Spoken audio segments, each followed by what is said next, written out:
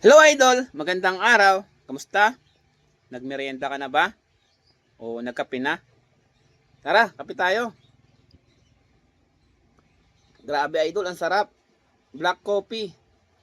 Wala itong halong asukal kasi ang asukal masama sa ating kalusugan. Pag magkakape kayo, pilitin yung black coffee lang, wag 3 in 1. Kasi ang 3 in 1, hindi yan maganda sa ating kalusugan. Hindi yan nakukuha yung mga sakit tulad ng diabetes at marami pang iba. Kaya dito ka na lang sa black coffee.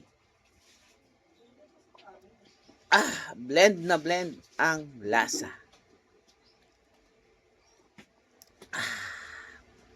Magandang araw sa iyo idol. Bye bye.